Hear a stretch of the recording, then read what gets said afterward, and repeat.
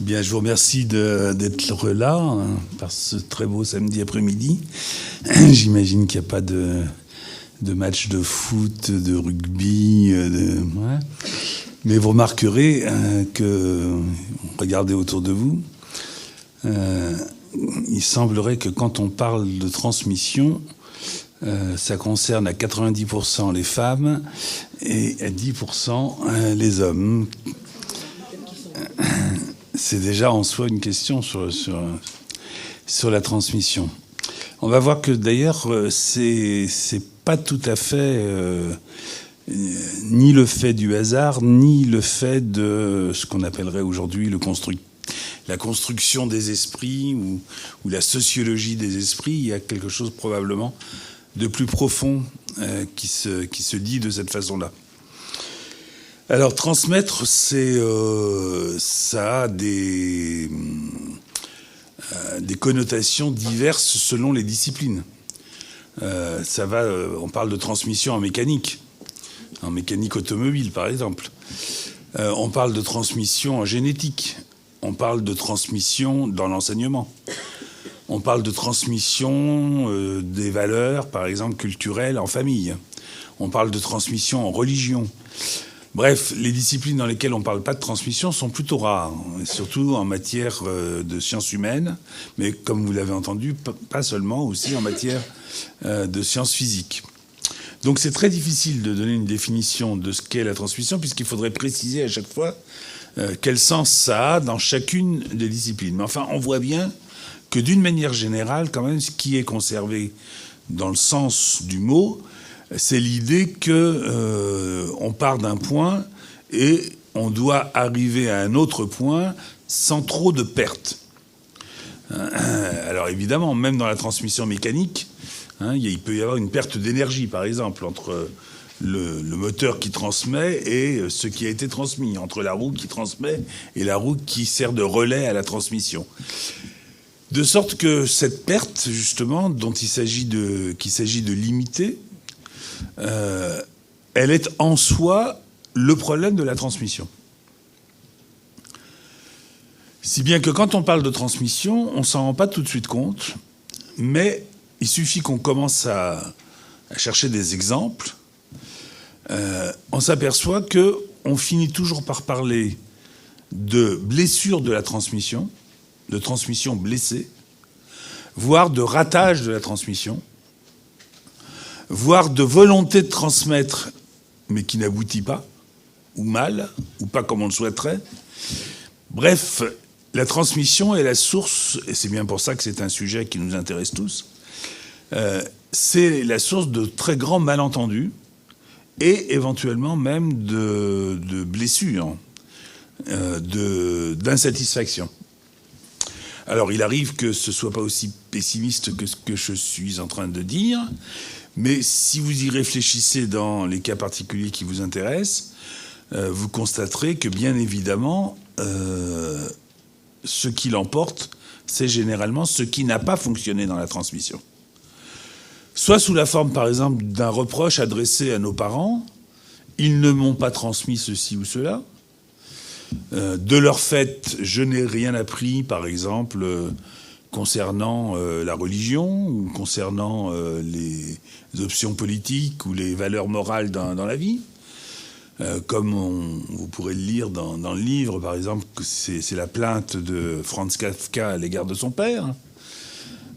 Ou bien c'est j'ai voulu transmettre à mon fils ou à ma fille telle ou telle chose, et je me suis aperçu qu'une fois qu'il était adolescent, que j'avais complètement raté mon coup, qu'il était... j'ai tout fait pour qu'il soit pas aussi, par exemple, pour qu'il soit pas aussi intégriste, conservateur que ses grands-parents, en étant moi progressiste, athée et différent, et je me retrouve avec un fils qui non seulement est lui-même un intégriste de telle ou telle religion ou option politique, mais qui en plus est encore pire que l'étaient ses grands-parents. Donc quelque chose n'a pas fonctionné. Et en fait, si on y réfléchit ensemble, pour répondre à votre question, nous ne pensons à la transmission qu'à partir du moment où nous éprouvons le sentiment que nous n'avons pas, dans la transmission, maîtrisé ce que nous avions pensé pouvoir maîtriser au départ. Alors je dis, après avoir étudié ça sous différents aspects, que c'est ça qui caractérise la question de la transmission. Et ce que je vais essayer de vous en dire cet après-midi, ça va dépendre aussi évidemment beaucoup de vos questions, mais c'est l'idée que nous nous faisons de la transmission une idée qui ne correspond le plus souvent pas à l'expérience que nous en avons. Par exemple, nous croyons que la transmission se fait de parents à enfants, ou d'enseignants à enseignés. Et nous nous apercevons, quand je dis nous, c'est vrai des plus grands auteurs depuis la nuit des temps, de Platon à Nietzsche en passant par Freud, de Platon à Freud en passant par Nietzsche, pardon, nous nous apercevons que, en fait, les enfants transmettent aux parents, que les enfants enseignent les parents, que les enseignés enseignent les enseignants, que par exemple, le meilleur moyen d'enseigner quelque chose à quelqu'un, c'est de le lui enseigner. Que donc la transmission ne se fait pas dans un sens qui est systématiquement vertical, mais qu'il peut, dans cette verticalité, remonter du but vers la source, ou être horizontal. Et par exemple, vous savez très bien, parce que chacun d'entre vous a vécu cette histoire comme je l'ai vécue, qu'entre enfants, nous nous transmettons beaucoup de choses qui échappent complètement à tous ceux qui veulent nous enseigner quoi que ce soit. Déjà, enfant, je me posais la question de savoir, mais étant donné que ce ne sont pas les adultes qui enseignent aux enfants, par exemple, à jouer aux billes, comment se fait la transmission des règles du jeu de billes? Parce que pour ce qu'on appelle les jeux de société, ça va, c'est clair. Soit c'est écrit, il y a un règlement, soit c'est les parents ou les frères aînés qui l'enseignent en famille. Mais il y a toutes sortes de choses qui se passent dans les cours de récréation qui ne relèvent pas d'une transmission voulue. Jouer à la marelle, par exemple. Jouer aux billes, jouer aux osselets. Sans parler du langage qui se parle dans les cours de récréation et qui n'est enseigné par personne. Et où donc la transmission se fait de façon soit complètement horizontale, soit quasi horizontale, c'est-à-dire que ce sont les plus anciens d'un an, quelquefois, simplement, ou de quelques mois, qui enseignent aux plus jeunes. Donc je me suis rendu compte que, en fait, la transmission, c'est beaucoup plus complexe qu'on l'imagine, et qu'en plus, pour nourrir la complexité un petit peu plus, il y a toutes les choses qu'on se transmet à soi-même. Il y a beaucoup de choses que nous savons parce que nous nous les sommes transmises, et il y a aussi beaucoup de choses que nous ne savons pas parce que nous avons refusé ce qui nous était transmis. Et donc, à l'égard de la transmission, on n'est pas complètement asservi, on n'est pas servile. Certains le sont, évidemment, mais globalement, nous avons le choix. C'est-à-dire qu'on nous transmet des choses, ou plus exactement, nous croyons que nous avons le choix. Pour une part, c'est vrai, pour une part, ça ne l'est pas. On nous transmet des choses, on peut les refuser. Et quand on les refuse, ou quand on croit qu'on les a refusées, il se trouve que bien que croyant les avoir refusées, on les a quand même transmises. Vous avez peut-être un exemple, justement, particulier, oh oui. Une anecdote par rapport à quelque chose qu'on ne souhaitait pas transmettre? L'exemple que j'ai à peine esquissé tout à l'heure, c'est-à-dire une famille ultra-religieuse à une génération A, à la génération B, c'est-à-dire celle qui suit, les parents de la génération C se rencontrent justement sur le fait que ils veulent jeter aux orties l'enseignement, en l'occurrence religieux catholique, qu'ils ont reçu. Et donc ils ont un accord là-dessus, ils s'entendent sur ce point, ils se mettent d'accord sur le fait que eux, ils n'imposeront pas à leurs enfants la religion dans son aspect le plus le plus intégriste possible. Et puis effectivement, ils font un enseignement à leur enfant qui est débarrassé, croit-il, de tout désir de transmettre le catéchisme, disons, pour aller vite. Hein. Bon. Et puis arrive la troisième génération, donc celle qui reçoit les effets de ce refus de transmettre, là. Et à la troisième génération, une des personnes de la troisième génération se retrouve sur mon divan.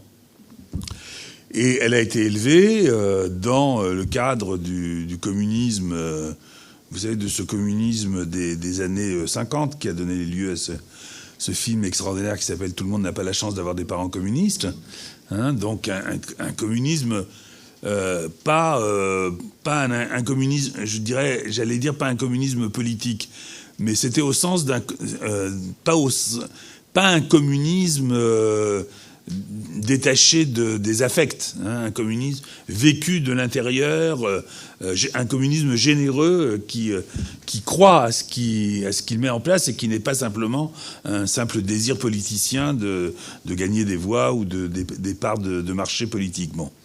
Eh bien, élevé dans ces convictions, qui sont des convictions de partage, d'égalité, de fraternité, etc., la personne qui arrive sur mon divan croit que, ça y est, à sa génération, tout le fatras de ce qui a été jusque-là aliénant, au sens...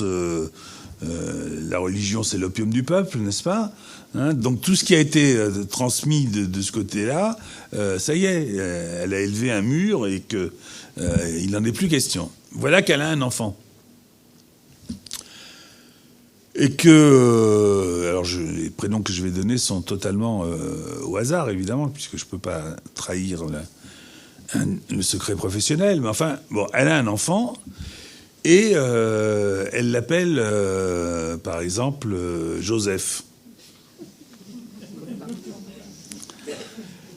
Et quand je lui poserai la question de savoir pourquoi elle l'appelle Joseph, elle me dira que, par exemple, ne prenez pas au pied de la lettre ce que je suis en train de vous lire. Hein. Elle dira, c'est comme Joseph Staline, quoi. Hein bon. C'est-à-dire, c'est pas comme Joseph de Jésus-Marie-Joseph. Non, c'est comme Joseph Staline. Sauf qu'elle, elle s'appelle Pascal. Hein alors, évidemment, dans sa tête, c'est comme Pascal Obispo, mais non, c'est quand même Pascal. Bon. Et puis, elle a épousé un monsieur qui s'appelle Christian. Hein et quand elle fait la somme comme ça des choses dont elle a cru jusque-là que c'était pour des raisons qui n'avaient rien à voir avec ce qui avait été justement refusé comme héritage dans sa famille, quand elle en fait la somme, elle s'aperçoit que quand même, il y a une forme d'imprégnation. Hein, de ce que dans notre langage de psychanalyste on appelle les signifiants, hein, c'est-à-dire des mots qui ont une valeur, une intensité psychique particulière, elle s'aperçoit que quand même elle est marquée un peu plus qu'elle le pensait, une fois passée la rationalisation de la mauvaise foi, à tous les termes, tous les sens du mot mauvaise foi d'ailleurs. Et alors, elle se pose la question, évidemment, elle est là pour ça, hein, elle se pose la question, mais enfin... D'où vient que, à mon insu, j'ai transmis, par le biais, par exemple, du choix des prénoms, d'où vient que j'ai quand même transmis une partie de l'héritage que je m'étais promis, en accord avec mes parents, de ne pas transmettre.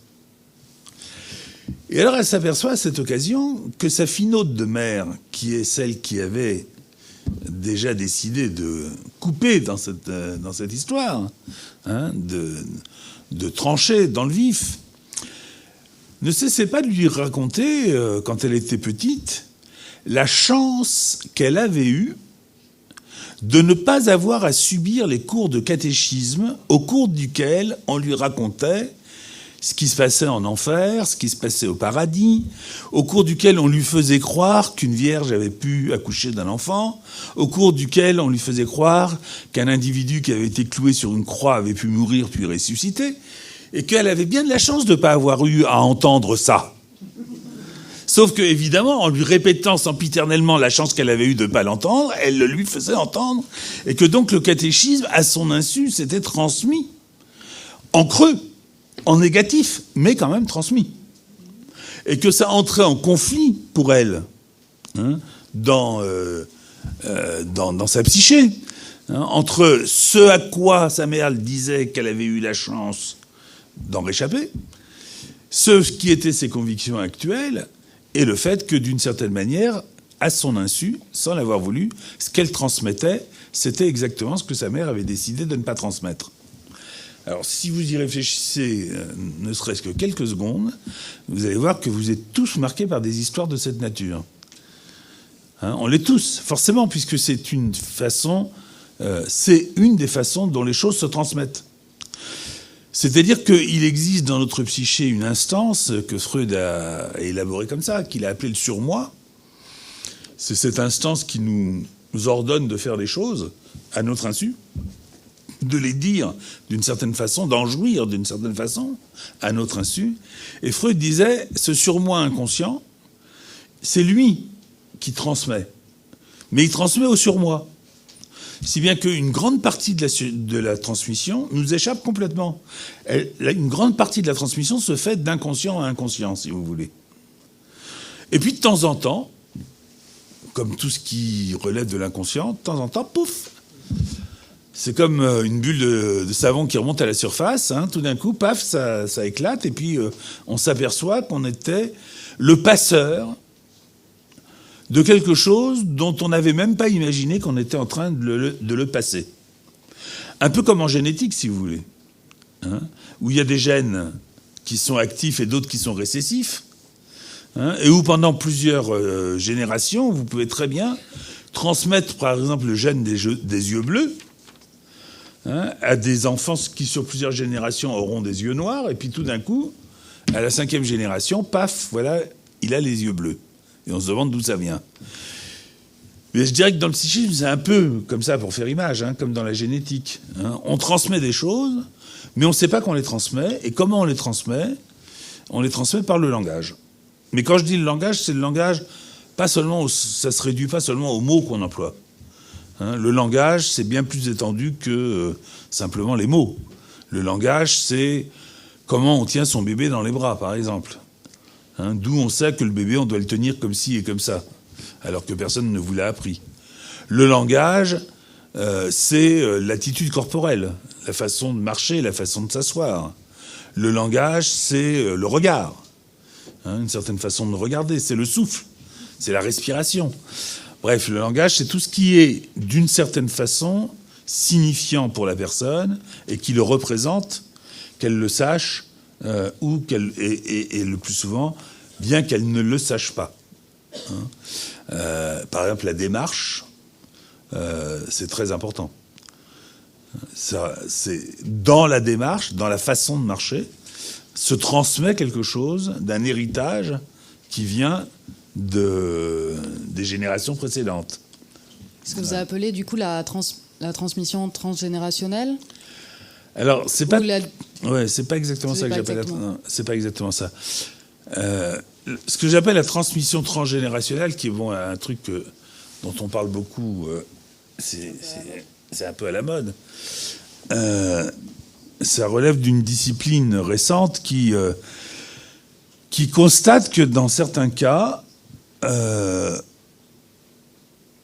des choses se sont transmises d'une génération à l'autre parce que, justement, le poids de ces choses était totalement inconscient, et à l'insu de ceux qui transmettent, des passeurs donc, des événements traumatiques vécus par les générations précédentes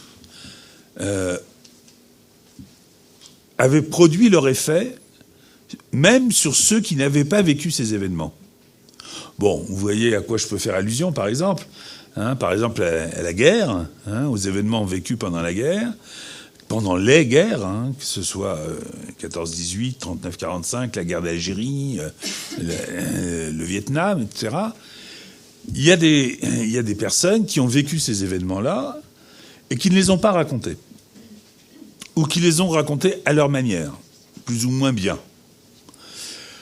Et il se trouve que, en racontant pas, ou en racontant de façon plus ou moins boiteuse, ils transmettent, à leur insu, ils transmettent une histoire qui s'inscrit dans le corps. dans le corps de ceux qui viennent derrière. Par exemple, ils transmettent une blessure. Alors, les blessures, ça peut être des blessures à l'âme, mais ça peut être aussi des blessures bien réelles dans le corps, hein, qui font que, par exemple, tel ou tel enfant, à 9-10 ans, sans aucune raison physique ou physiologique, va se trouver atteint de telle ou telle maladie. Par exemple, d'anorexie. Et quand on remontera le cours de son histoire, on retrouvera soit un vécu concentrationnaire de la part de quelqu'un qui pourrait être le père ou le grand-père ou l'arrière-grand-père ou l'arrière-grand-mère, ou bien une boiterie quelconque, enfin bon, peu importe, un symptôme en tout cas, qui ne s'explique pas par l'histoire vécue de la personne, mais qui s'explique par le fait que cette personne a en quelque sorte incorporé, intériorisé, une histoire qui n'a pas de narration, pour laquelle il n'y a pas de narration, pour laquelle il n'y a pas de récit, mais qui se raconte par lui à travers son corps. C'est souvent le cas du fait qu'une partie de la vérité, pour des raisons qui sont très différentes d'une personne à une autre, d'une famille à une autre, d'un groupe social à un autre, cette histoire n'a pas pu se raconter. Elle était soit rejetée avant même d'avoir été racontée, soit vécue comme honteuse, soit tout simplement silencieuse parce qu'elle était porteuse de douleurs trop vives, et que celui qui aurait pu la raconter a fait l'économie de cette souffrance. Mais aussi celui qui aurait pu l'entendre a fait l'économie de poser des questions. Donc, le transgénérationnel consiste à remonter le cours de l'histoire généalogique de quelqu'un et à trouver les nœuds dans cette histoire, quand il y en a, au détour, par exemple, du fait que dans l'arbre généalogique, tout d'un coup, il y a une contradiction. Il y a un absent ou une absente de l'arbre généalogique. Il y a un personnage dont on a toujours cru qu'il avait vécu à telle époque, alors qu'en fait, non, il avait vécu. On découvre, par exemple, que, on l'a vu pour quelques personnes célèbres aujourd'hui, par exemple, que telle personne qui croyait avoir été élevée par sa mère, par exemple, avait été élevée par sa sœur. Que tel autre qui croyait qu'il était le fils de telle personne était en fait le petit-fils de sa grand-mère, etc., etc. Donc on découvre par là quelques tricheries, quelques accommodements, quelques bricolages de la généalogie. Mais quand j'en parle dans le livre, c'est pour contester le côté systématique de ce genre de recherche, parce que on voit bien que dans certaines fratries, dans la plupart des fratries d'ailleurs, certains vont prendre en charge ce que j'appelle les défauts de la transmission ou les défauts de la généalogie, et d'autres, au contraire, non seulement ne le prendront pas en charge dans leur histoire connue et inconnue, mais en plus contesteront à celui qui le prend en charge le droit de s'intéresser à cette partie de l'histoire qui jusque-là a été méconnue. Et un autre... un autre exemple ou quelque chose qui m'avait assez marqué dans la lecture du livre, c'est par rapport à votre découverte aussi du livre des pères. Est-ce que vous pourriez nous en parler, parce que c'est un document finalement assez intéressant. Ouais. Bah, je peux en parler puisque je l'ai rendu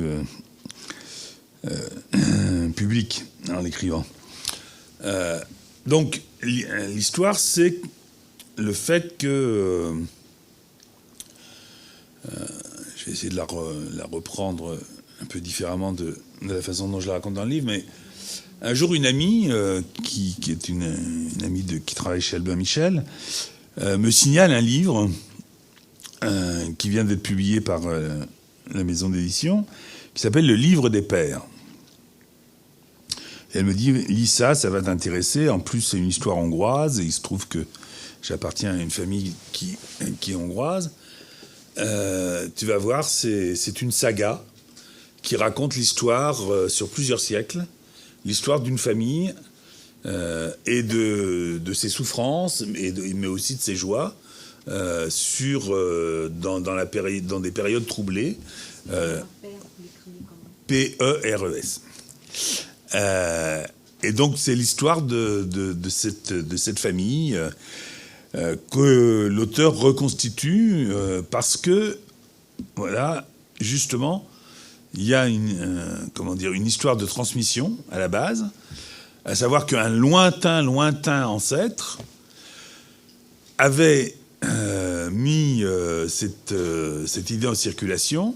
Le premier-né de chaque génération, au premier-né de chaque génération, serait donné un cahier sur lequel il écrirait les épisodes majeurs de sa vie, s'il le souhaitait et autant qu'il le souhaitait. Mais l'idée était que de génération en génération, l'aîné fasse l'acquisition de ce cahier, et ce cahier va donc permettre de savoir comment l'histoire s'est déroulée du XVIe siècle à peu près à nos jours. Et donc on a comme ça, génération après génération, des récits qui sont plus ou moins longs, selon les aînés justement, mais qui nous racontent un peu quelle était la vie d'une famille qui au départ n'est pas une famille juive, mais qui, à la suite de diverses conversions, va devenir une famille juive en Hongrie, donc sous le règne de l'Autriche-Hongrie, puis sous la lutte pour l'indépendance, puis ensuite sous le régime soviétique, enfin d'abord le régime nazi ou néo-nazi, et puis le régime soviétique. Et donc, évidemment, mon amie, quand elle m'a proposé de lire ce livre, sachant que je travaillais sur la transmission, m'a dit, tu vas voir, c'est vraiment extraordinaire. Je lis ça et effectivement, je trouve que d'abord c'est très bien écrit. C'est-à-dire qu'on a envie d'en savoir toujours un peu plus. On s'aperçoit à lire ça, que les horreurs que nous prêtons au Moyen-Âge, à la Renaissance, etc., à côté de celles qu'ont vécues directement nos parents, nos grands-parents, nos arrière-grands-parents, c'était plutôt la fête foraine, que quand on a atteint le pire, il y a toujours à la génération d'après encore pire. Et donc, comme rien ne nous est épargné, c'est vraiment très instructif, même d'une certaine façon, de s'intéresser à cette histoire. Et puis, il y a une particularité qui m'énerve. Parce que le livre a l'air très rationnel, très historique, mais je me pose la question de savoir pourquoi l'auteur a eu besoin d'inventer que les aînés, en plus de recevoir ce cahier, héritent de génération en génération. Pourquoi ils héritent d'un don particulier qui est celui de pouvoir, une fois dans leur vie, apercevoir ce qu'ils vont vivre à un moment donné dans le futur. Un don de voyance, comme ça, qui, effectivement, à chaque génération, est avéré. C'est-à-dire qu'à chaque génération, l'aîné a une vision, alors qui peut être au court terme ou au long terme, mais une vision qui lui permet, comme ça, de savoir que quelque chose va se passer qui concerne sa vie ou son entourage. Et je me dis, mais pourquoi avoir introduit cet élément mystico-crétin dans cette histoire qui, au contraire, se tenait particulièrement bien jusque-là. Et je lis un peu la biographie de l'auteur, et je vois que c'est un Hongrois émigré aux États-Unis. Et je me dis, ben voilà, ça y est, c'est l'influence américaine, il faut vendre, donc voilà, il a ajouté ça. Et puis, passé ce moment de mauvaise humeur, j'ai un réflexe de psychanalyste, et je me dis, mais oui, mais pourquoi ça m'énerve autant ? Parce que j'étais vraiment énervé.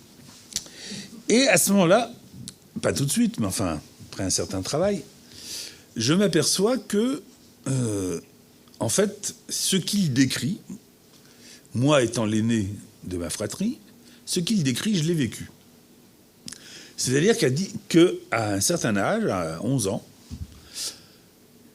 je me suis dit, à 17 ans, il m'arrivera telle et telle chose. Telle et telle chose n'étant pas anodin, c'était, à partir de 17 ans, je vivrais de façon adulte, autonome, sur tous les plans. économique, amoureux, affectif, tout ce que vous voulez. Et comme j'avais 11-12 ans au moment où j'ai pensé ça, in petto, secrètement. Je l'ai dit à personne. J'ai dit, bon ben voilà, il me reste 6 ans à tirer, je vais me mettre entre parenthèses. Et j'attends d'avoir 17 ans. Et effectivement, à 17 ans, il se produit un événement considérable dans ma vie, à savoir que, à ce moment-là, à l'époque la majorité était à 21 ans, à ce moment-là, mes parents décident d'émigrer à l'étranger et partent avec mes 2 frères. Et je me retrouve seul à devoir me prendre en charge comme je l'avais fantasmé à 11 ans ou 12 ans. C'est-à-dire que ma vie commence vraiment au sens où il faut que je travaille. Comme je ne peux pas rester complètement tout seul, il faut que je trouve une âme sœur.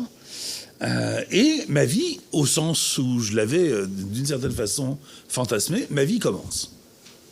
Et je me dis, mais d'où ça vient ? Comment cette idée m'est venue ? Parce que vous entendez bien que dans ce que je suis en train de vous raconter, ce n'est pas moi qui, à 17 ans, décide de faire quelque chose. Où j'aurais pu me dire, bon ben voilà, j'avais dit que je le ferais à 17 ans, je l'ai fait à 17 ans. Non, c'est un événement extérieur qui me tombe dessus et que j'avais d'une certaine façon prévu, d'une façon aussi magique que dans le livre des pères, dont vous trouverez les références dans le bouquin, là. Et donc c'est totalement incompréhensible.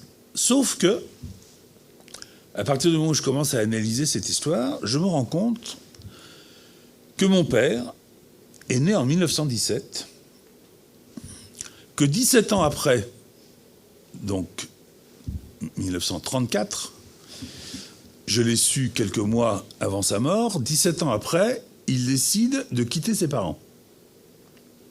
Il est en Transylvanie, comme ça, et il en a marre de cette famille de dingue. Mais tout ça, il ne me le raconte pas. Le point important, c'est quand même de savoir qu'il ne m'en dit rien, ni à moi, ni à qui que ce soit. Parce que sinon, évidemment, ça serait trop facile. Je ne le sais pas. Je ne sais rien et personne autour de moi en sait quoi que ce soit. Ce sera reconstitué après sa mort, tout ça. Donc 17 ans après, en 1934, il quitte ses parents. J'insiste sur le fait, je ne le sais pas. 17 ans après, faites le calcul, on est en 1951, et entre-temps, il y a eu la guerre. Pendant la guerre, comme il est juif hongrois, j'ai pas besoin de vous faire un dessin, sa vie n'a pas été particulièrement facile, d'autant que la totalité de sa famille a été exterminée, et qu'il est le seul survivant. Mais en 1951, la guerre est passée par là, donc on pourrait dire, voilà, le destin l'a bousculé, les choses ont changé, il s'est passé quelque chose. Non, en 1951, il a un fils, aîné, donc moi. 17 ans après, comme je viens de vous le raconter, il s'en va. Il prend sa femme, ses enfants cadets sous le bras, et hop, il s'en va. Et puis 17 ans après encore, donc il est à l'étranger, 17 ans après, il revient et il meurt. Donc il y a une espèce de cycle, comme ça, tout à fait bizarre, qui correspond complètement à mon fantasme d'enfant, qui s'est passé dans le silence, et où quelque chose s'est transmis, je dirais, à l'insu de tout le monde. Car s'il était là, et que je lui pose la question, il serait le premier étonné de ce cycle. Moi, je l'ai vécu, mais à mon insu. Je me rendais compte de rien. Et quant à mon entourage, une partie d'ailleurs est là, ils y ont vu que du feu. Donc la transmission, c'est ça aussi. C'est que bien des choses sont transcendantes. Ce qui ne veut pas dire qu'elles sont dépourvues d'effets. Au contraire, plus elles nous imprègnent sans que nous y prenions garde, plus elles se transmettent et produisent des effets. Parce que le problème, c'est pas juste de dire « Ah oui, la transmission, ok, bon, très bien ». Non, c'est les effets que ça produit. Et ces effets, évidemment, ils sont incalculables, on ne peut pas savoir. Et puis, alors, il y a cet aspect-là des choses, et puis il y a aussi l'aspect de « on croit qu'on n'a pas transmis ». Et ça, c'est un exemple qui n'est pas dans le livre, que je vais vous donner. Et on a transmis quand même. Mais on ne le sait pas. Ou plus exactement, on ne veut pas le reconnaître. Alors je vous donne un exemple clinique, comme on dit, rapide. Imaginez une personne, une dame, très grande dame, faisant un métier très, très respecté et très respectable, et appartenant à ce qu'on appelle la haute bourgeoisie protestante. Élevée dans le protestantisme, donc avec elle est haut fonctionnaire, au service de l'État, élevée, vous me direz aujourd'hui ça ne veut pas dire grand-chose, mais enfin bon, quand même, pour elle en tout cas ça signifie quelque chose, et avec des valeurs très protestantes, et elle a une fille. Et quand elle vient pour me consulter, un de ses soucis, c'est qu'elle ne comprend plus rien à ce qui se passe avec sa fille, avec qui, pendant très longtemps, ça s'est très bien passé, et qui devient une espèce de rebelle avec qui elle entre en conflit, à son grand étonnement, parce que ce qui se passe avec sa fille lui est complètement opaque. Alors, qu'est-ce qui se passe ? Elle a pensé qu'elle avait réussi à transmettre à sa fille l'idée que, dans la vie, il faut éviter d'être superficiel, il faut éviter d'être en représentation, il faut être discret, voire il faut se confondre avec le papier peint, que quand on est un peu supérieur intellectuellement aux autres, ben on ne la ramène pas, on est modeste, qu'il y a des choses plus importantes que de gagner de l'argent, comme par exemple le service de l'État ou le service de la collectivité. Et elle pensait que, jusqu'à ce que sa fille ait comme ça 11-12 ans, que tout ça, sa fille l'avait clairement accepté. Et puis, au moment d'entrer en 6e, elle cherche un collège adapté à leur situation et au quartier dans lequel ils vivent, dans Paris. Et le mieux, c'est de la mettre dans un collège protestant, en tout cas au départ, qui soit dans leur quartier et qui correspondent à peu près au statut social qui est le leur. Et donc, évidemment, elle met l'enfant à l'école alsacienne. Collège privé. Et puis voilà que petit à petit, la petite se met à réclamer des choses dont elle n'aurait jamais imaginé qu'un jour sa fille les lui réclamerait. Pour faire très vite, parce qu'on a encore plein de choses à se raconter, elle lui réclame des habits de marque, des chaussures de marque, des pantalons de marque, des trousses et des cartables de marque.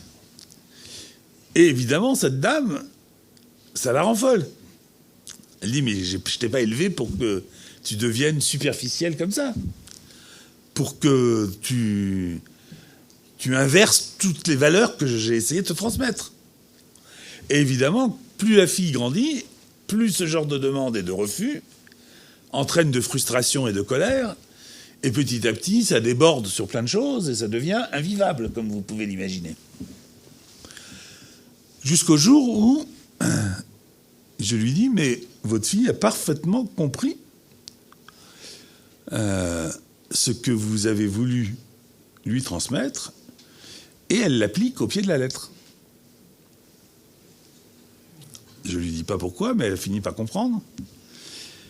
En effet, se confondre avec le papier peint quand on est à l'école alsacienne, c'est porter des marques. Être modeste, c'est ne pas se faire remarquer. Donc vous pouvez imaginer que, par exemple, si elle avait été en robe de bure en 5e ou en 4e à l'école, c'est tout le contraire de ce que sa mère lui aurait enseigné, qui aurait été évident. Donc voilà une transmission réussie, mais vécue par la maman comme complètement ratée, parce que, tout simplement, il y a dans la question de la transmission, une latitude, une place qui est faite à l'interprétation des choses en fonction du contexte et en fonction du vécu générationnel. Merci pour cette anecdote. Allez-y. Alors du coup, une question ? Oui, d'après la lecture de votre livre, que c'est intéressant, en fait, je pense que vous êtes un kabbaliste, sur le fond. Vous faites plusieurs fois allusion à Scholem, Et une partie des questions qu'on se pose sur la transmission... Mettez votre micro devant vous. Pardon. Les réponses se trouvent dans la Kabbale, et notamment dans le traité de la Révolution des âmes, et dans les classiques de la Kabbale, et entre autres l'histoire des 3 Adams, avec l'Adam protoplaste, l'Adam Kadmon et l'Adam Bélial, qui sont des réponses à ce que vous dites. Alors je ne sais pas dans quelle mesure vous admettez ça, mais enfin il me semble évident que c'est l'aboutissement de votre ouvrage. Et ce que je m'attendais, c'est que vous le développiez plus dans ce livre. Bon, je ne veux pas vous répondre sur la Kabbale directement parce que ça serait un peu spécialisé, mais je refuserai pas le.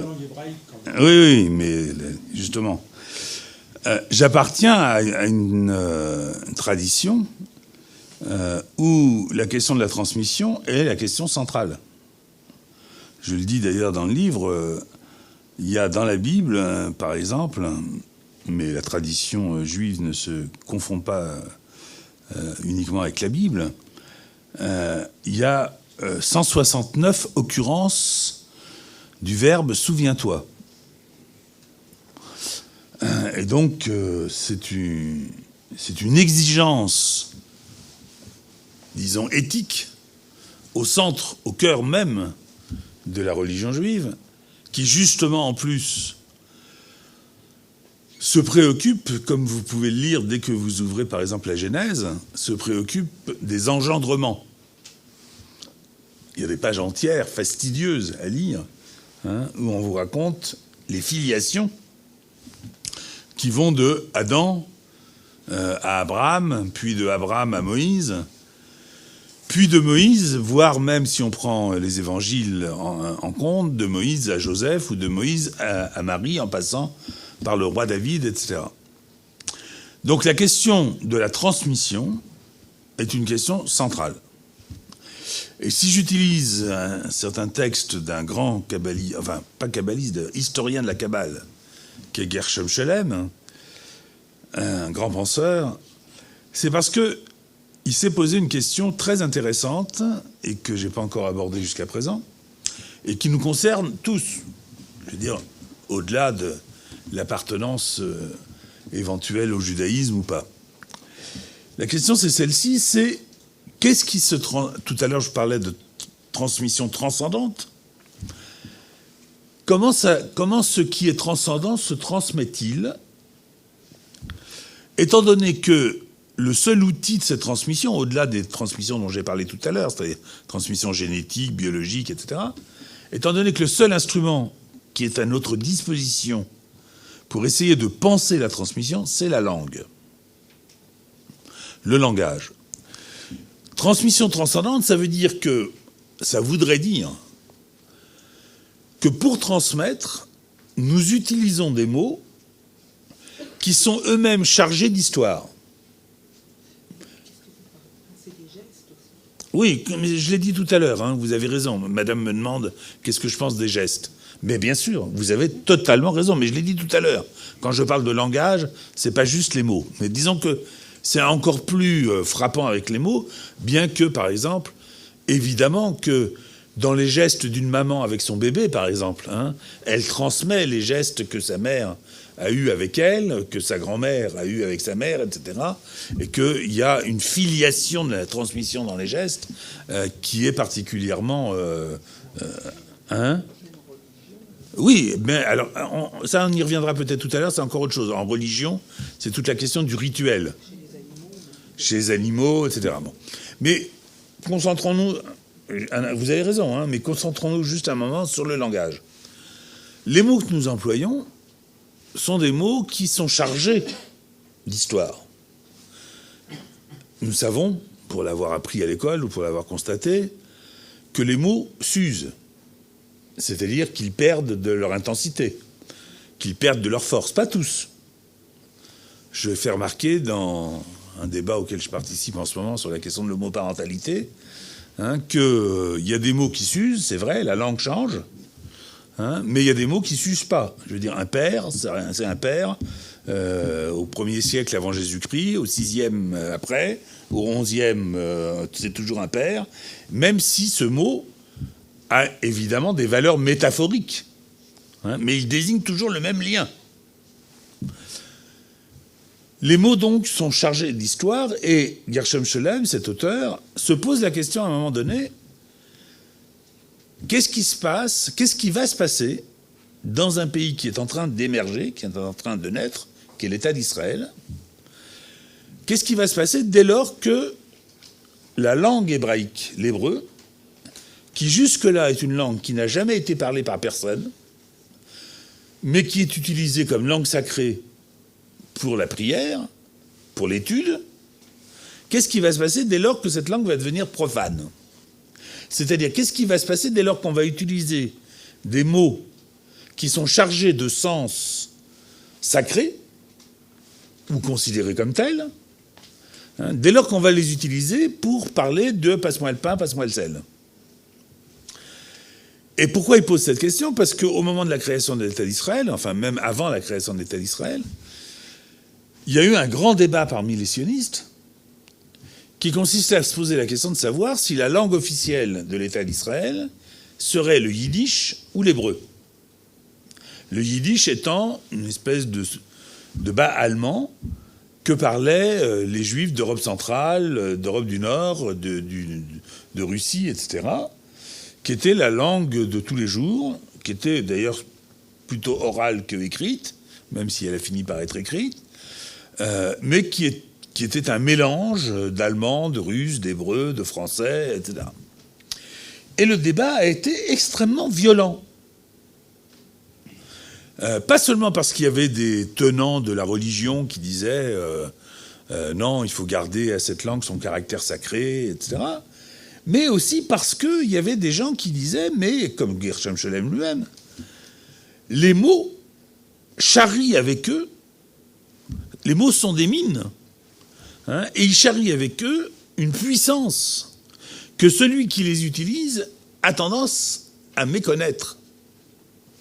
Et donc, si on méconnaît trop, si on ne veut rien savoir de la puissance des mots à partir de leur histoire, eh bien, ça risque de nous exploser au visage, et ça aura des conséquences que Gershom Scholem essayait d'évaluer, mais dont il disait ça risque d'être purement et simplement catastrophique.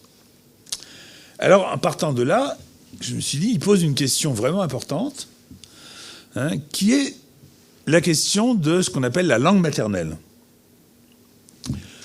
Parce que dans la langue maternelle, alors, je reviens à ce que vous disiez, c'est-à-dire dans la langue maternelle, il n'y a pas que des mots, il y a une façon de sourire, il y a une façon de ne pas sourire, il y a une façon de porter, il y a des gestes, etc. Mais il y a un usage des mots de façon privilégiée, je crois que ça importe plus encore que beaucoup de choses, il y a un usage des mots qui peut être traumatique. La plupart des personnes que j'écoute au long de l'année, au fond, ce à quoi ils ont eu affaire, même s'ils ne se le représentent pas comme ça, c'est un usage traumatique des mots dans leur famille. Alors ça peut être juste un usage de la vulgarité, de la grossièreté par exemple, de la crudité du vocabulaire, de l'absence de poésie. Par exemple, parler à son enfant avec que des mots utilitaristes, ne jamais jouer avec le langage, être toujours dans la transmission, on pourrait presque dire scientifique, dans le scientisme quotidien.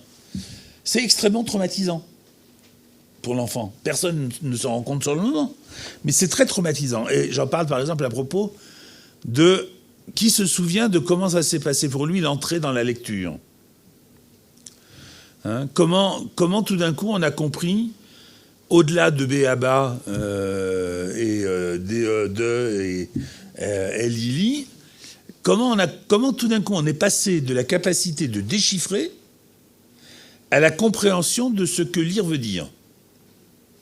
Alors vous verrez, je donne dans le livre l'exemple de Françoise Dolto, qui est quelqu'un qui elle raconte, parce qu'elle se souvient de comment ça s'est passé pour elle, l'exemple de Sartre dans Les Mots, qui raconte lui aussi comment ça s'est passé pour lui. Mais finalement, ce genre de témoignage est assez rare. Et en tout cas, ce qu'il nous apprend, quand on arrive à retrouver ce genre de choses, ce qu'il nous apprend, c'est que ce ne sont pas tellement les mots en eux-mêmes qui sont traumatiques que la façon dont ils nous sont assénés. Par exemple, on peut très bien dire à un enfant « t'es un petit con » sans que ce soit traumatique. Mais il y a une façon et un contexte de dire à un enfant « t'es un petit con » qui sera traumatique. C'est d'ailleurs souvent ce qui va se passer entre frères et sœurs, quelquefois, quand ils sont plus grands. Quand un frère dira « tu te rends compte, il me traitait de petit con », et l'autre dira « moi aussi, mais moi je m'en fous ». Mais évidemment, ce dont il ne se parle pas, c'est du ton sur lequel c'était dit, du contexte et de ce que ça supposait à chaque fois, de la relation entre le père et le fils, par exemple, quand c'était le cas. Il y a une façon de dire les choses qui vous exclut, qui fait que vous n'êtes pas un interlocuteur de celui qui vous parle. Il y a une façon de tordre la grammaire qui n'est audible que à celui qui est concerné, mais l'autre à côté ne l'entend pas. Donc, par exemple, vous aurez les plus grandes difficultés à faire croire, à faire entendre que vous avez été exclu dans la famille, alors que tout le monde pense qu'au contraire, vous étiez inclus comme les autres. Mais ça tient à des petites nuances à peine repérables, qui sont des nuances que seuls peuvent comprendre l'interlocuteur et, je dirais, l'interlocuté. Comment ? Le ressenti, mais c'est pas un ressenti qui tombe du ciel, c'est un ressenti qui n'est perceptible qu'à partir d'infinies nuances de la langue. Ces infinies nuances qu'on va retrouver dans la poésie, justement. La poésie jouant sur ces nuances, mettant en scène ces nuances. Oui ? Alors, attendez. Et à ce niveau-là, on est au niveau de l'inconscient ou pas ? Oui, les deux. Il y a des choses qu'on perçoit, surtout d'ailleurs après qu'on ait commencé à y réfléchir sérieusement. Mais il y a une grande partie des choses qui nous échappent complètement. Par exemple, prenons des exemples concrets, simples. Quelqu'un, vous parlez avec quelqu'un et vous dites « ma mère ne m'a jamais vu ». J'entends ça souvent. Ma mère, elle ne m'a jamais regardé, ou plus exactement, quand elle me regardait, ce n'était jamais moi qu'elle voyait. Si vous êtes un ami de la famille et que vous entendez la jeune fille dire ça, vous êtes tenté de lui répondre, si vous n'êtes pas capable d'écouter ce qu'on vous dit et de le prendre pour ce qu'on vous dit, vous vous dites, c'est pas ce que j'ai constaté. Ouais, tu psychotes. Parce que moi, j'ai toujours vu ta mère être attentive à ce qui t'arrivait. Bon. Sauf que, une fois allongé sur le divan, vous vous souvenez que, quand vous étiez gamine, elle n'a jamais été capable de vous appeler par votre prénom sans commencer par faire le lapsus de vous appeler par le prénom de sa sœur. qu'à chaque fois, elle se reprend à la dernière seconde, et que donc petit à petit, vous vous êtes rendu compte qu'elle s'adresse à sa sœur de son enfance, c'est-à-dire même pas à sa sœur telle qu'elle est aujourd'hui. C'est-à-dire qu'elle continue son petit roman familial, et qu'elle vous plaque ça sur le dos, mais que, bon, voilà, vous y pouvez rien, c'est comme ça. Bon. Mais évidemment, de l'extérieur, c'est totalement invisible. Si en plus votre mère est quelqu'un qui a une certaine tenue sociale et qui sait jouer la comédie sociale, elle arrive à rendre ça quasiment invisible.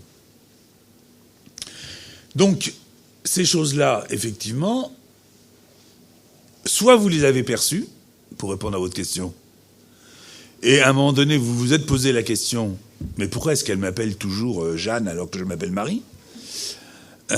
Soit vous ne les avez pas perçues, consciemment, mais, par exemple, certains rêves qui mettent en scène une certaine Jeanne, ça peut être Jeanne d'Arc, qui entend des voix, qui mettent ça en scène vous donnent comme ça une trace de ce que vous n'avez pas été l'interlocuteur que votre mère croyait avoir fait de vous. Donc ça peut être inconscient, ça peut être conscient, ça peut être un mélange des deux. C'est-à-dire vous n'en prenez pas, c'est conscient, mais vous ne prenez pas la mesure, vraiment la mesure importante que ça a eu pour vous. Et puis le jour où vous vous rendez compte de l'importance que ça a eu dans le rapport que vous aviez avec votre mère, tout d'un coup, il y a des tas de choses qui viennent avec, et qui expliquent certains comportements, certains refus, ou au contraire certains cadeaux, ou certains dires. Et que voilà, c'est par là que aussi les choses se transmettent. Bref, pour finir de répondre à la question sur la Kabbale, on va laisser d'autres personnes poser des questions, et après, si vous voulez, on reviendra à vous. Je terminerai juste pour dire ce que le judaïsme nous apprend aussi sur la question de la transmission. C'est que la responsabilité de la transmission, parce que la question de la transmission, c'est la question de la responsabilité de ce qui est transmis ou de ce qui ne l'est pas, n'est pas le seul fait des parents et des enseignants. Le judaïsme nous apprend qu'il y a ce qui se transmet, donc de maître à élève, de parent à enfant, mais il y a aussi ce que l'enfant demande qu'on lui transmette. Et le judaïsme nous apprend que l'enfant a une responsabilité dès lors qu'il ne pose pas de questions, dès lors qu'il ne fait pas état de ce qu'il ne sait pas et qu'il aimerait savoir. C'est-à-dire, c'est trop simple de dire je sais rien sur ce qui est arrivé à mon père ou à ma mère, il en a jamais parlé. Mais est-ce que vous l'avez interrogé ? Est-ce que vous vous êtes dit, ça serait intéressant qu'il me raconte ? Ou est-ce que vous vous êtes raconté des histoires du genre, ça le ferait trop souffrir de raconter cette période de sa vie ? Ou bien ce serait trop douloureux à entendre, qui sont des histoires que vous pouvez vous raconter, qui seront dans certains cas sur le moment légitimes. Mais le problème dans les questions qu'on pose, c'est pas qu'on pose ou qu'on pose pas de questions, c'est comment on les pose. C'est la forme que ça prend. Je vais vous donner deux exemples, un tiré du rituel religieux et un tiré de la clinique. Dans le rituel religieux de la fête de Pâques, qui vient d'avoir lieu, là, pour les Juifs et pour les chrétiens, mais ça n'a pas le même sens pour les uns et les autres, il y a ce qu'on appelle la lecture de la Haggadah. C'est-à-dire que le soir de la fête des Pâques, la famille se réunit et on lit en famille le livre qui raconte ce pourquoi on est réunis, c'est-à-dire la sortie d'Égypte. À un moment donné de ce récit, il est prévu qu'un enfant pose la question de savoir pourquoi on est réunis.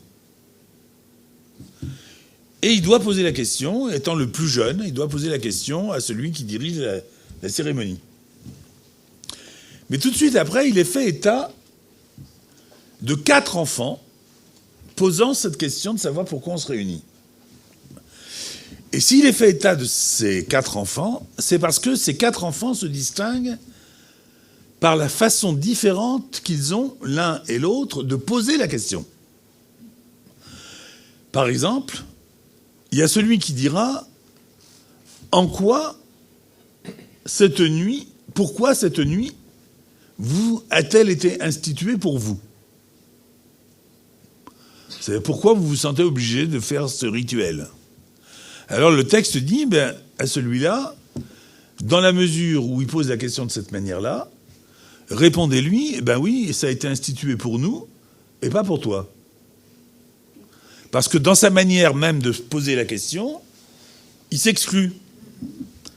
Un peu comme un journaliste, si vous voulez, qui vient, qui pose des questions sur l'état de votre famille, ou l'état de votre nation, ou l'état de votre groupe, mais qui se pose comme étant extérieur. À celui qui posera la question, d'une façon, au contraire, plus collective, disons. Hein. Pourquoi ces lois nous ont-elles été instituées? Pourquoi ont-elles été posées pour nous? À celui-là répond en lui racontant l'histoire de la sortie d'Égypte. Et puis le quatrième, je passe sur les détails parce que ça serait trop long, mais vous trouverez ça dans le livre. Le quatrième enfant, c'est celui à propos de qui il est dit, il y a celui qui ne sait pas poser de questions. C'est-à-dire qu'on prévoit aussi le cas de l'enfant qui ne sait pas poser de questions. Pour toutes sortes de raisons, on peut imaginer, timidité, tout ce que vous voulez. Voire même éventuellement débilité. Et alors, à propos de celui-là, il est dit, ben voilà, tu vas aller au-devant de la question qu'il ne pose pas. Mais seulement pour celui-là. Parce que c'est le seul qui n'est pas responsable du fait qu'il ne pose pas de questions. Ça en fait 1 sur 4, ça fait 25% des enfants seulement. Alors, l'exemple clinique, que je résume très, très vite.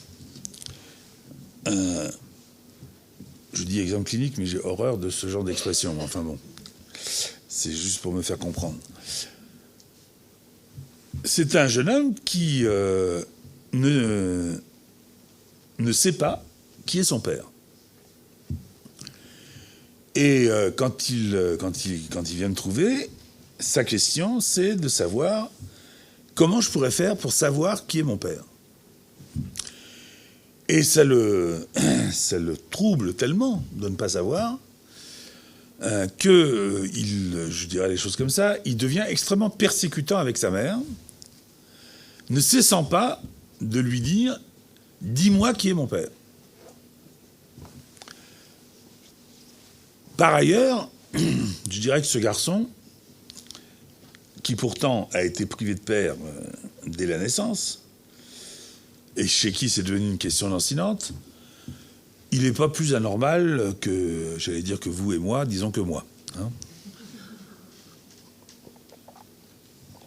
Il va ni mieux ni moins mal, il a un boulot, il a une vie amoureuse chaotique, mais voilà, comme tout le monde.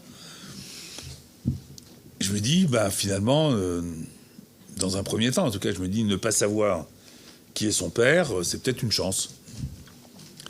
Mais lui, il ne le vit pas du tout comme ça. Lui, son truc, c'est « Je veux que ma mère me dise qui est mon père ». Et je sens bien que ça commence à tourner vinaigre dans la famille.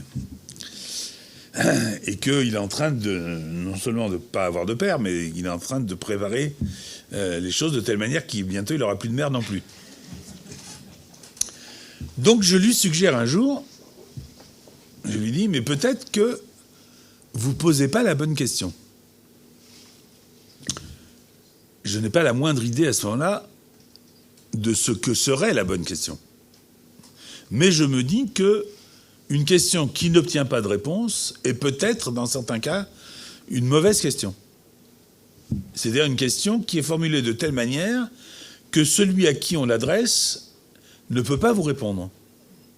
Comme si c'était une question de juge d'instruction, par exemple. Hein, c'est jamais agréable d'avoir un juge d'instruction dans son entourage familial. Donc ça fait son chemin. Et puis un jour, il arrive triomphant et il dit « Ça y est, j'ai trouvé. J'ai posé la bonne question. » Et la bonne question, c'était de demander à sa mère « Mais pourquoi est-ce que tu ne peux pas me dire qui est mon père ?» Et non pas « Dis-moi qui est mon père ». À quoi sa mère lui répond, en larmes évidemment, vous pouvez imaginer, « Je ne peux pas te le dire parce que quand ton père a appris que j'étais enceinte de ses œuvres, il m'a fait promettre que jamais je ne révélerai à personne ni à toi qui il était. » Quand il raconte ça, je me dis, il y a là un effet de transmission. Parce que, quoi qu'il en soit, même s'il n'avait pas de mots pour nommer son père, c'est-à-dire pour donner à son père un nom, eh bien, il a eu un père.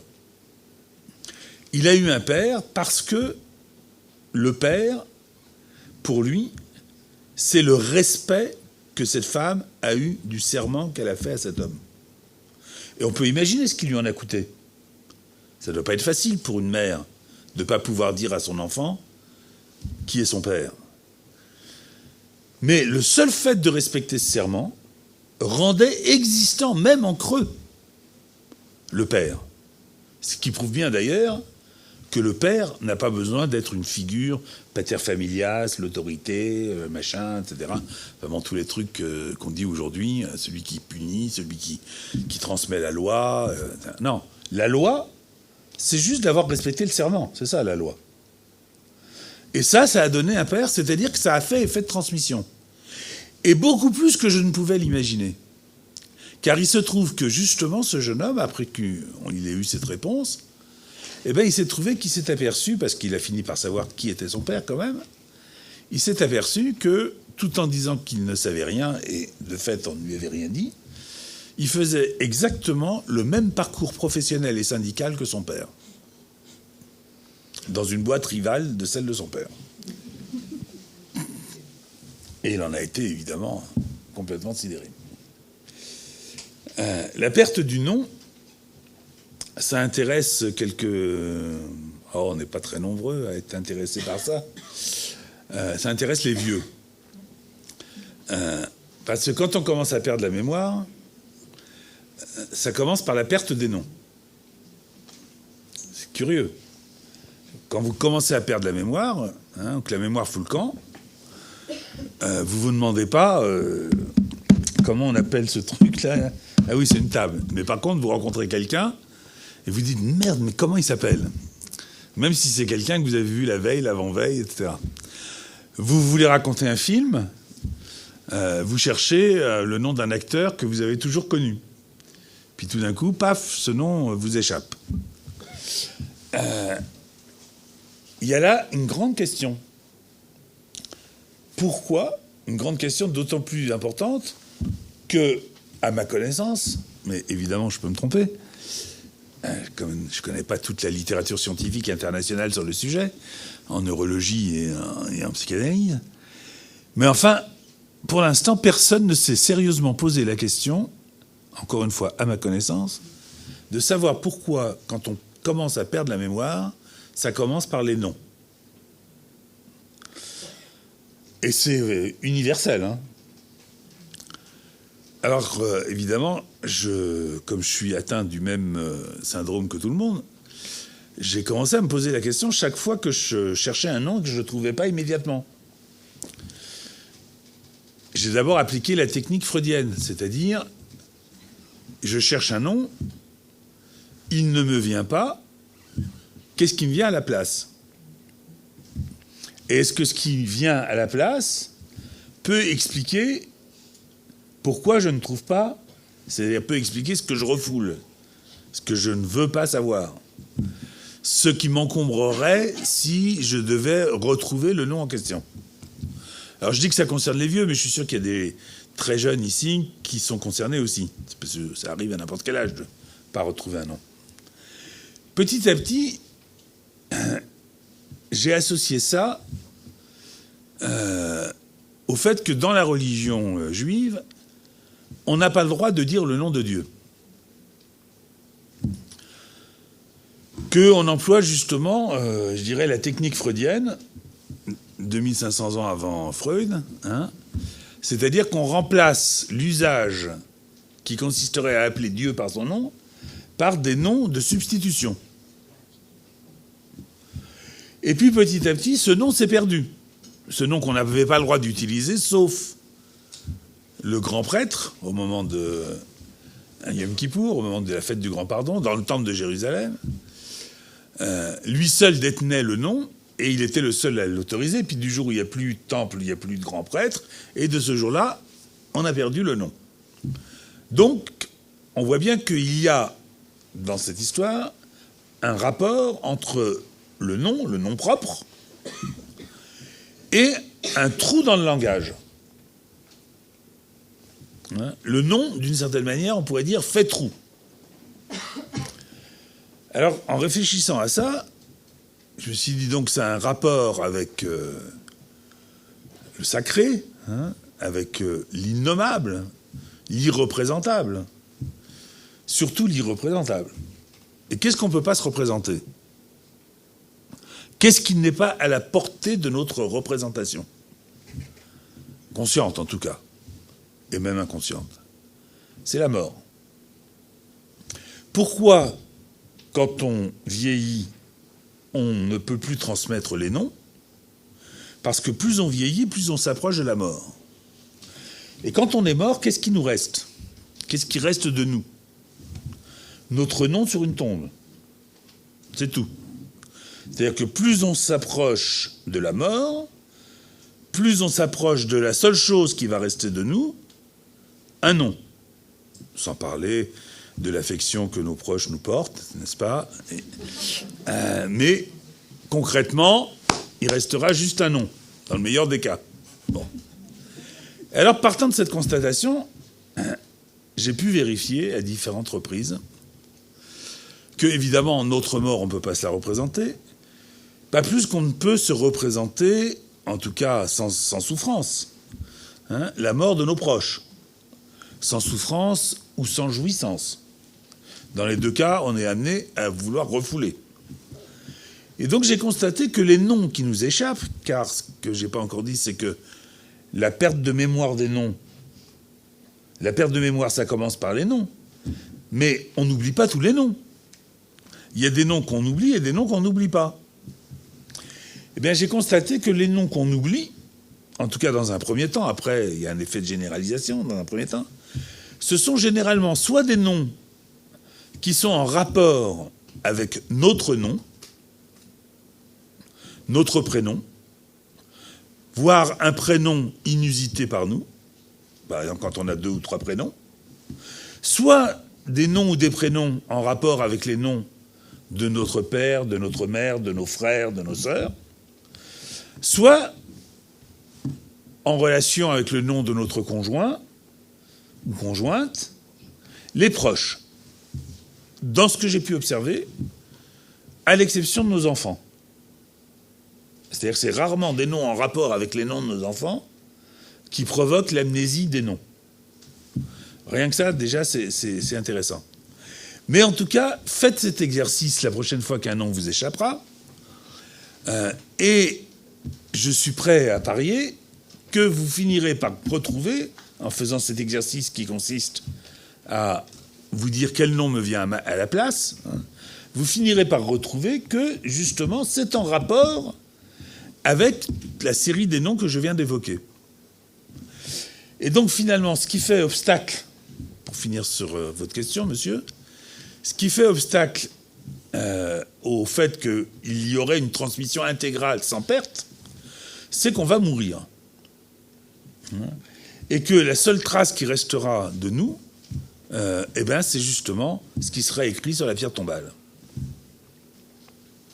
C'est pas gai, hein? Mais on n'est pas là pour rigoler non plus.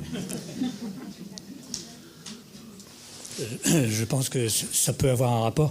Comment on peut jouer dans la transmission le fait que les parents d'un enfant, donc, ne se soient jamais appelés dans la famille et dans la vie de la famille par leur prénom. C'est-à-dire que les prénoms des 2 parents n'ont jamais été utilisés pour s'interpeller l'un l'autre. C'est-à-dire, ils s'appellent comment? Papa, maman, par exemple? Ils ne s'appelaient pas du tout, en fait. C'est-à-dire, ils commençaient leur phrase, une demande ou autre, directement par la phrase. Ah oui. Donc c'est un effacement. C'est quoi? Un effacement. C'est un effacement, oui, c'est ça. Alors, bon, je ne sais pas, parce que c'est un cas un peu particulier. Je ne peux qu'imaginer des effets. Donc, voilà, ça serait juste mon imagination. Donc je vais vous répondre de façon un peu plus théorique.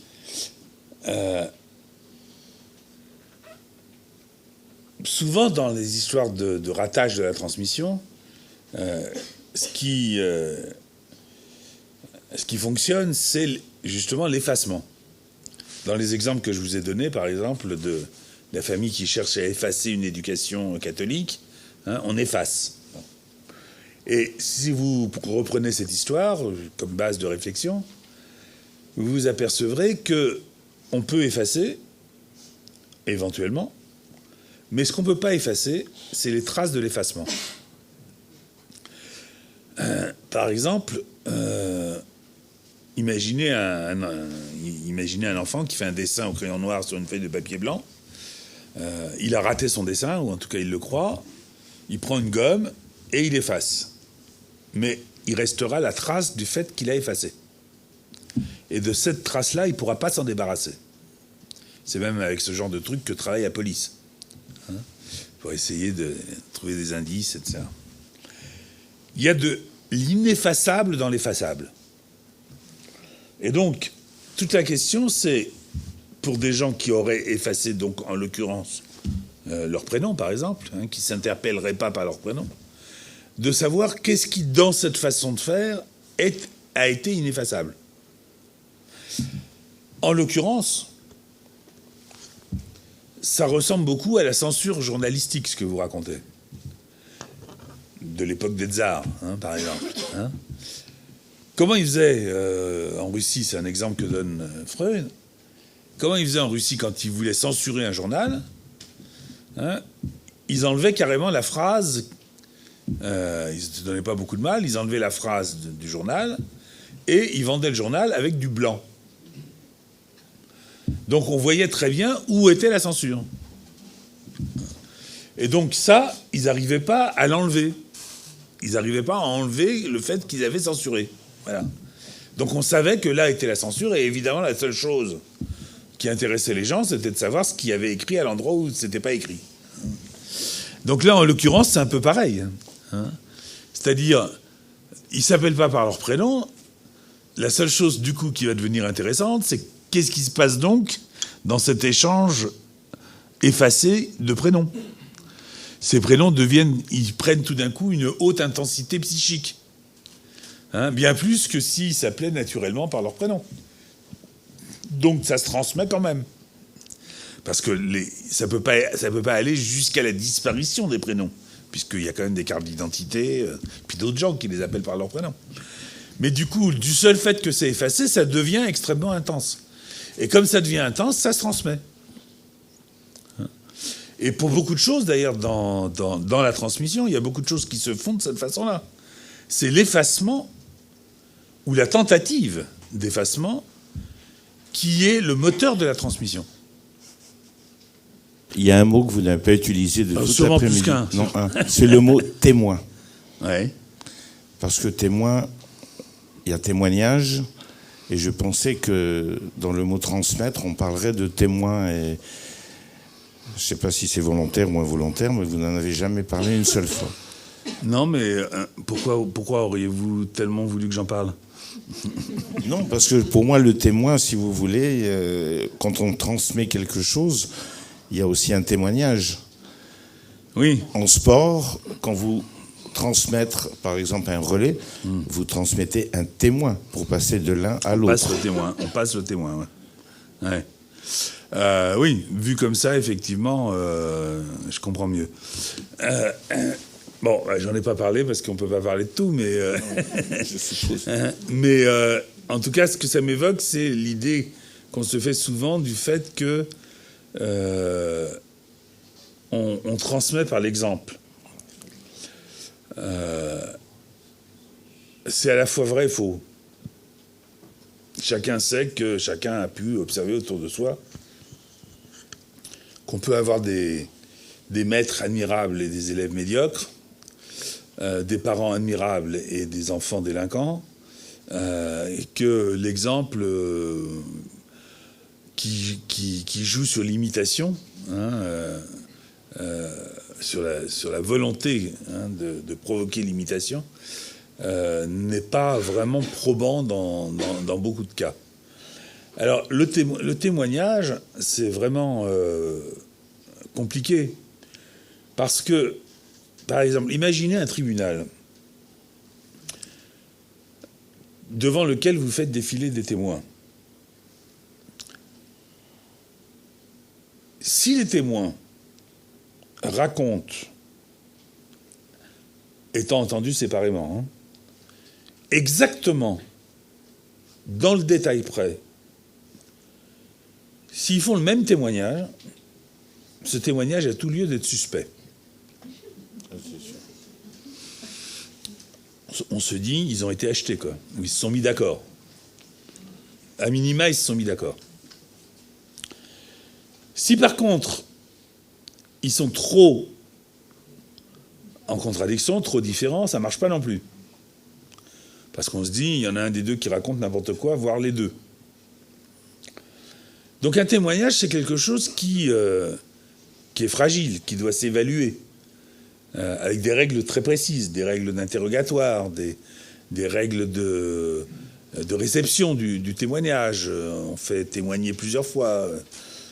Ça tient compte de la crédibilité, comme on l'a vu dans l'affaire Nafissatou Diallo, la crédibilité du témoin ou des témoins. Bon, bref, le témoignage n'est pas le meilleur moyen de transmettre parce que, a priori, il pose trop de problèmes. Mais on peut être témoin de sa propre histoire, ce qui n'en garantit pas la véracité. Hein. Donc, c'est peut-être une des raisons, j'en sais rien, mais c'est peut-être une des raisons pour lesquelles j'ai pas évoqué les choses par ce biais-là. Hein. Dans la mesure où, dans la pratique qui est la mienne, quelquefois, je pense que les gens me parlent en pensant qu'ils souhaiteraient que je sois juste un témoin. Hein, et que ça peut avoir son importance d'accepter d'être, à un moment en tout cas, en cette position-là. Mais ça ne résout pas, et ça ne peut pas réduire la question de la transmission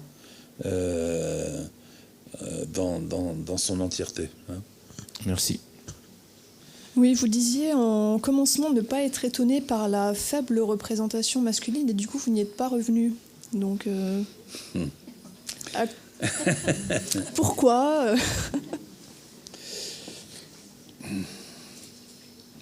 Vous savez peut-être que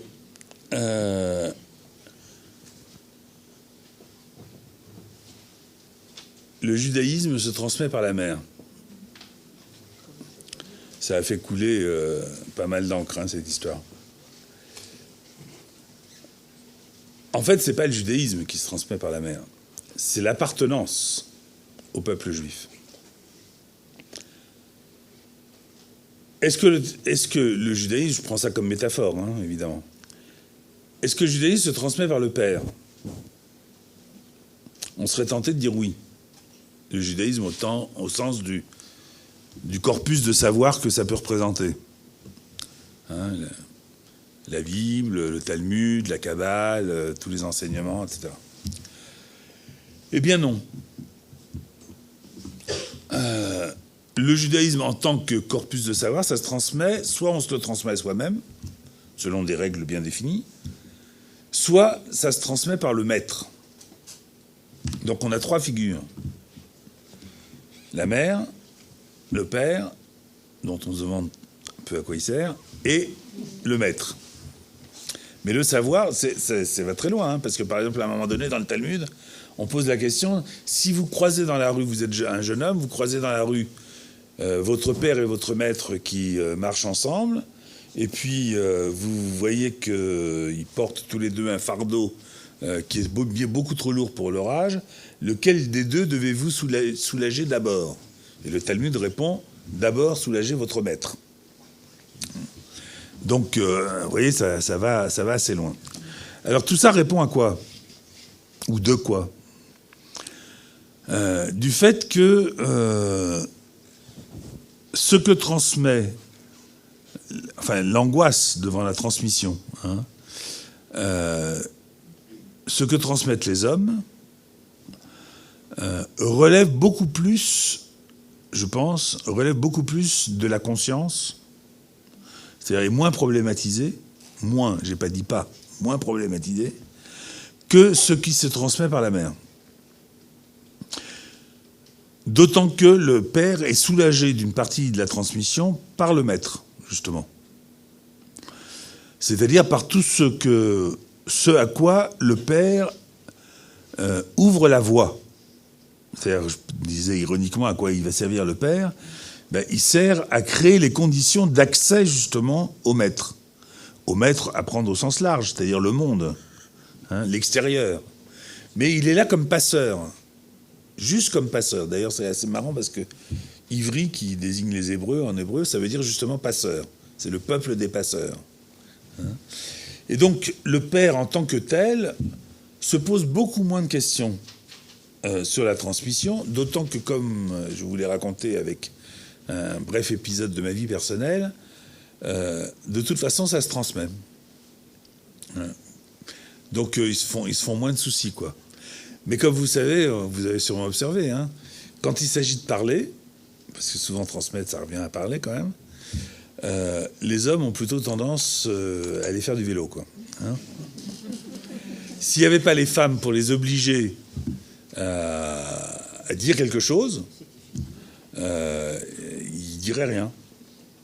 En fait, c'est juste une petite chose qui me préoccupe par rapport à quand vous avez parlé du fait que que les gens qui meurent ne va rester que le nom.